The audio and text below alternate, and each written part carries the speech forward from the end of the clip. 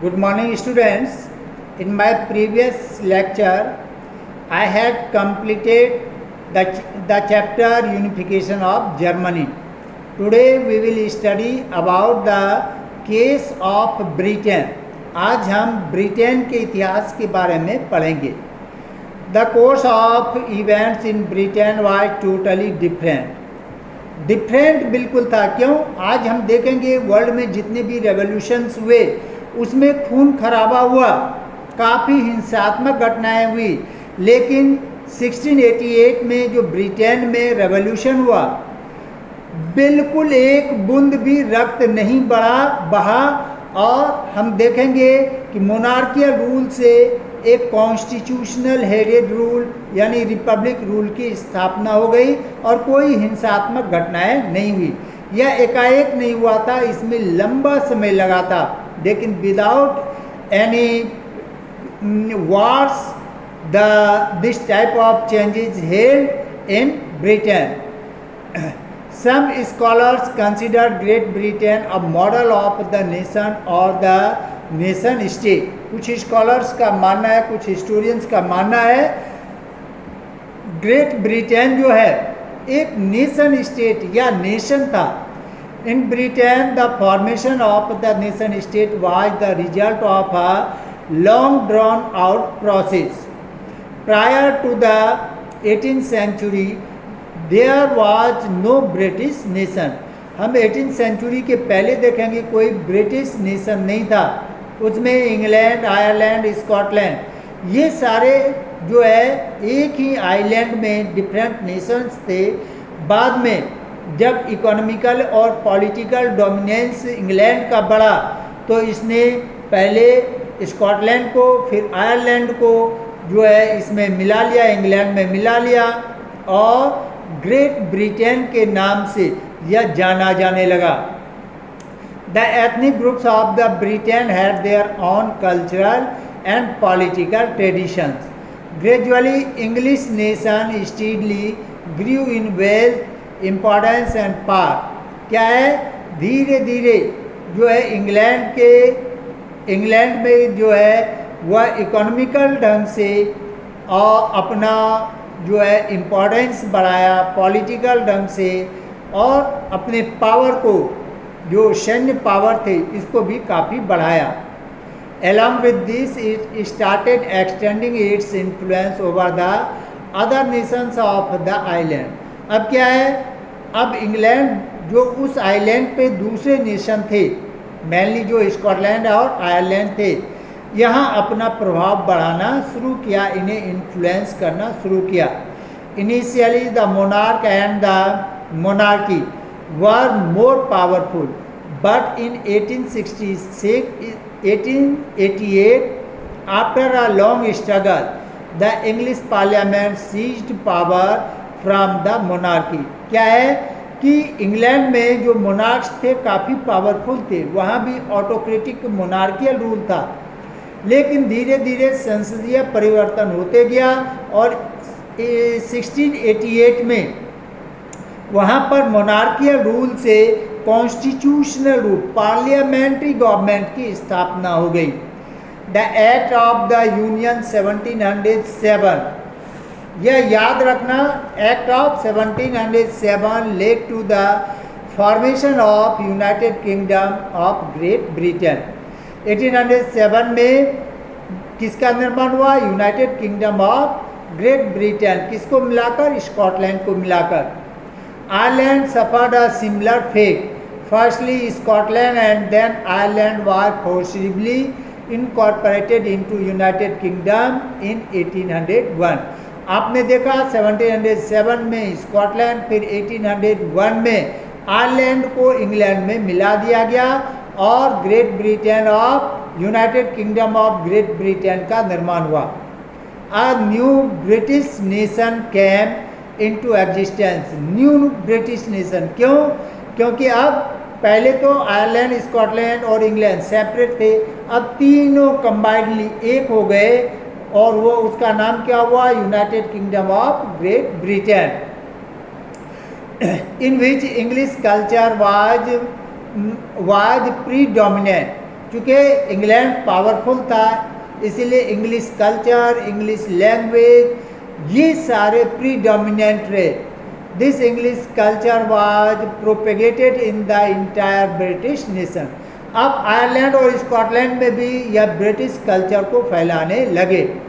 The older nations survived only as the subordinate partners in this union and the symbol of New Britain.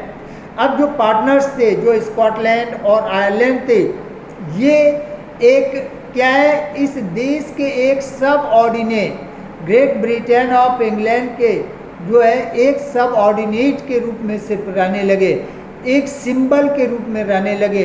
वास्तव में इनकी अपनी कोई पहचान ना रही. द ब्रिटिश फ्लैग, याद रखना ब्रिटिश फ्लैग को यूनियन जैक कहते हैं.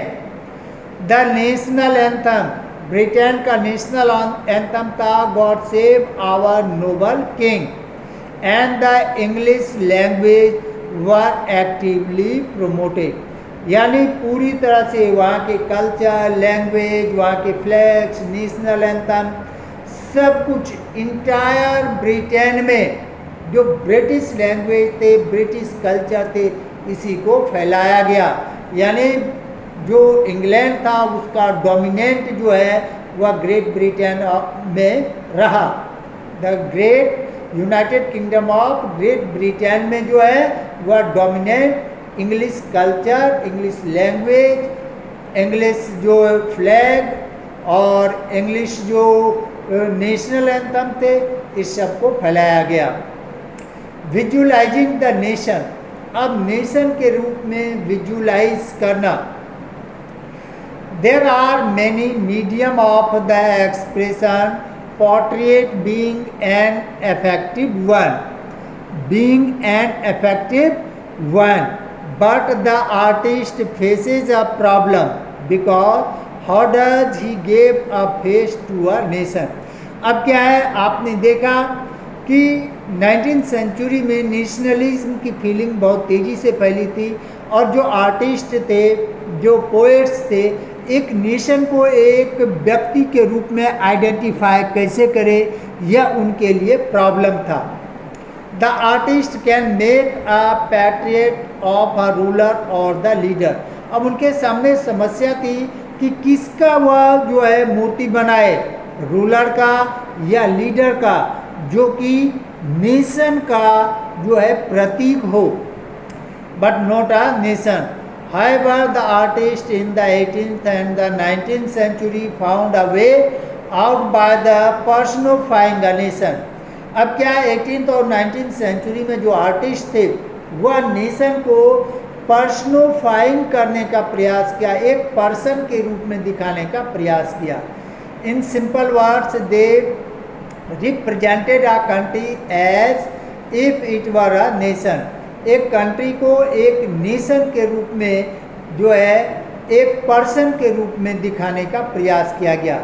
Nations were then portrait as female figure. अब नेशन को एक फीमेल फिगर के रूप में दिखाया जाने लगा, लेकिन वह फीमेल कौन होगी? इस संसार की वह नहीं, इस संसार से ऊपर एक दैवीय रूप में जो है उस फीमेल फिगर को दिखाया गया. The female form that was chosen to personify the nation was not an particular woman in real life. In fact, it attempt to give the abstract idea of the nation a concrete form. Concrete form में nation को दिखाने का प्रयास किया. That is the female figure became an allegory of the nation. अब female figure जो है वह नेशन के एक एलेगरी के रूप में दिखाया जाने लगा. Different allegories have been used by the artist in different times. For example, during French Revolution, artists used the female allegory to portray ideas such as liberty, justice and republic. जो French revolution के समय में female figure को दिखाया गया वह किसका प्रतीक था? लिबर्टी, जस्टिस एंड रिपब्लिक का. These ideas were represented through specific objects or symbols. For example, the attributes of liberty are the red cap. Liberty का एट्रीब्यूट्स किसके द्वारा? रेड कैप या ब्रोकन चेन के द्वारा दिखाया गया। Similarly justice is generally portrait a blindfolded woman carrying a pair of weighing scale. और जो जस्टिस के रूप में विमन को दिखाया, उनके आँखों पे काली पट्टी थी, हाथ में तराजू। इसका यह किसका प्रतीक था? पट्टी था। इट मीन्स कानून जो है वह अंधी है, वह किसके? प्रमाण और साक्ष्य के बल पर ही फैसला सुनाती है। इट मीन्स जो भी फैसला सुनाया जाएगा वह साक्ष्य के आधार पर। और स्केल है, स्केल मीन्स सबके लिए यह न्याय प्रणाली एक समान है, इक्वल दोनों ओर वेट है। इसलिए जिसका साक्ष्य जो है सकारात्मक होगा उसी के फेवर में जो है फैसला आएगा।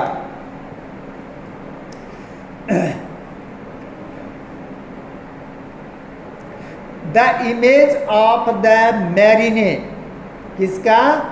अब यहाँ देखें, in France he was given popular Christian name Marianne. France के जो नेशन का एलेगरी जो एक फीमेल फिगर में दिखाया गया उसे मैरिने कहते हैं, MARIANNE, मैरिने, which underline the idea of people's nation.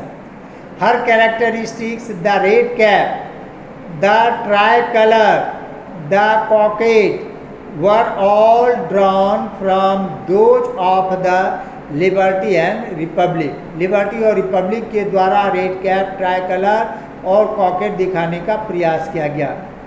Image of Marianne were marked on the coins and maps. Her statues were erected in public places. उनके जो स्टेचू थे उसे पब्लिक प्लेस में इरेक्ट किया गया to remind the public of the national symbol of unity and persuade them to identify with it. Similarly, Germania became the allegory of German. Germany का जो है फीमेल फिगर नेशन का Germania कहलाती है। In visual representation Germania wears. Germania को किस रूप में दिखाया गया? क्राउन ऑफ ओक पहने हुए, मुकुट जो है ओक की पत्ती का। As the German oak stands for heroism. German oak किसका प्रतीक था? हेरोइज्म का। ओके, नेक्स्ट डे हम पढ़ेंगे ग्रीक वॉर ऑफ इंडिपेंडेंस।